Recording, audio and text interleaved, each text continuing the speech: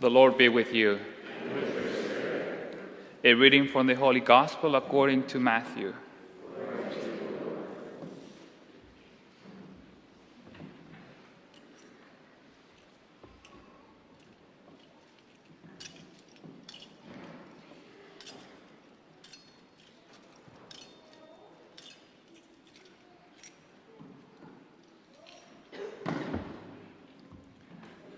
Jesus said to his disciples, "You have heard that it was said, 'An eye for an eye and a tooth for a tooth.' But I say to you, offer no resistance to one who is evil. When someone strikes you on the right cheek, turn the other one as well. If anyone wants to go to law with you over a tunic, hand over your cloak as well. Should anyone press you into service for 1 mile, go for 2 miles. Give to the one who asks of you, and do not turn your back on one who wants to borrow. You have heard that it was said, 'You shall love your neighbor and hate your enemy.'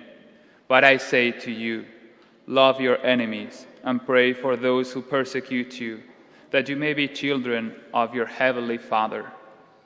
For he makes his sun rise on the bad and the good, and causes rain to fall on the just and the unjust. For if you love those who love you, what recompense will you have? Do not the tax collectors do the same?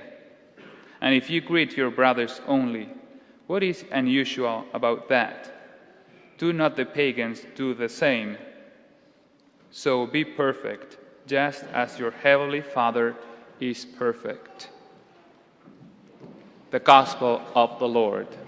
Praise to you, Lord Jesus Christ.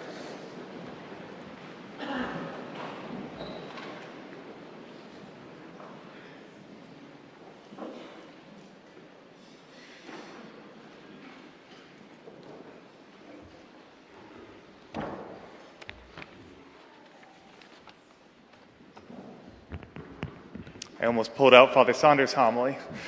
All right. We often use the word pedagogy or pedagogue, and for us in modern English, pedagogy has come to mean a form of teaching or a method of teaching, and pedagogue has become a synonym for a teacher. So it can be a little confusing when we call the old law, the law that Jesus is addressing here, as a pedagogy for the revelation that Christ would bring, this new law. But actually, a pedagogue was not a teacher in the ancient world. It was a slave who worked for the family. And this slave or the servant would bring the children from the house to the school and then pick them up afterwards and then bring them back to the house. Sort of a ancient version of the school bus. So this is actually what we're talking about, is that it's not the teacher himself, but it's the person who gets you from point A to point B so that you can be taught. And that's what the Jewish law was doing. Because we hear the idea of an eye for an eye and a tooth for a tooth. But this is actually an improvement over what was going on in the rest of the ancient Semitic world. It was lifting the Jewish people past where their counterparts were in other civilizations. Because in other civilizations, the idea was if you were wronged, then you would go above and beyond what was done to you. If somebody took an eye, you'd take both eyes and a nose maybe. So you're going beyond. And that caused these civilizations to have endless blood feuds that would just keep compounding each other. One act of revenge more than the one before. For the Jewish people, though, they were saying it has to be proportional. So this brought them a little bit closer to what Christ would reveal. It would take them from where they were to where they needed to be to receive the fullness of revelation. And that's what Christ did. Christ said, that was fine for then, but I'm bringing a fulfillment of that law. The true teaching of God is that we don't seek vengeance at all. That doesn't mean that we are doormats, but what it does mean is that even in the act of working out justice, of trying to protect ourselves, we are protecting ourselves perhaps against the sin, but we're forgiving the sinner. We're not going for revenge, but rather for justice, the higher ideal. And of course, Christ gives us this example. He doesn't just from afar say that when you suffer, forgive the people who cause you to suffer. He actually does it himself. When he was being nailed to the cross, he was even at that point, both in his heart and vocally, forgiving those who were his persecutors. He never asks us to do things that he doesn't do himself and give the example. And that's where we find our real freedom, is in being able to forgive those who persecute us. The 20th century spiritual writer Jacques Philippe wrote about this. He said, we're all going to suffer, and we can spend our whole lives trying to avoid suffering, trying to avoid our persecutors.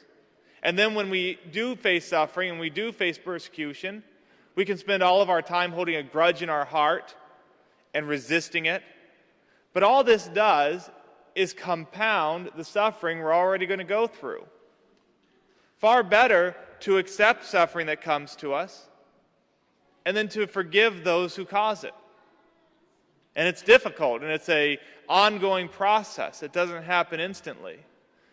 But as we forgive, we take some of that burden, some of that suffering, and we make it salvific. And we make ourselves more free. We give ourselves interior freedom. This was the insight of Boethius, the Neoplatonist and Christian philosopher, who was locked in a dungeon or under house arrest, depending on who you're reading.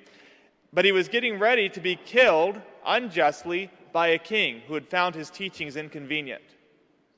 And so he asked himself, how is it that I'm the one who's trying to bring light to the world through my teaching and say what's right, and I'm locked up and I'm going to die, and meanwhile, the king who is unjust has all this freedom to go where he pleases. And he realized that actually he was the one that was free because he had a clean conscience. And he'd even come to forgive the king who was persecuting him. In that way, he said through his book, The Consolation of Philosophy, that I am actually the freest of all. I have the freedom of a son of God. This can be a practical thing, too, that actually causes the world to change. St. Patrick, from my ancestral homeland, was the son of a Roman magistrate. And he was captured by pirates in Ireland and was a slave, mistreated for many years. And finally, at a certain point, he escaped on a ship and got back to Rome. Now, he could have mustered up a Roman army and gone back and taken revenge in Ireland. But instead, he had it in his heart to forgive and to go back and share the message of Christ with them. And that's what he did. And the whole world changed because of that. Irish priests have gone around the world. And that's all because of the witness of one man who was willing to forgive. So Christ holds up this example for us of how to forgive and lift that burden off of ourselves. Because we know that when we hold resentment in our heart, it doesn't affect the person that we're resenting, it affects us. It's a negative thing for us. It drags us down. And if we can do that, if we can let go of those past hurts and find that person today that we need to forgive in our hearts, then we're going to be more free than we were the day before.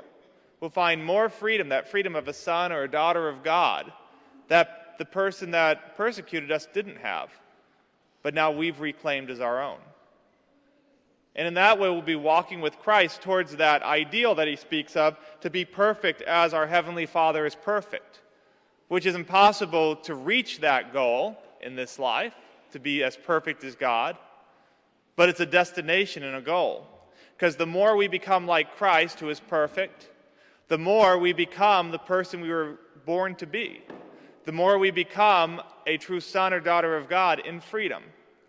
and we begin to walk, not with the pedagogue, but with the teacher.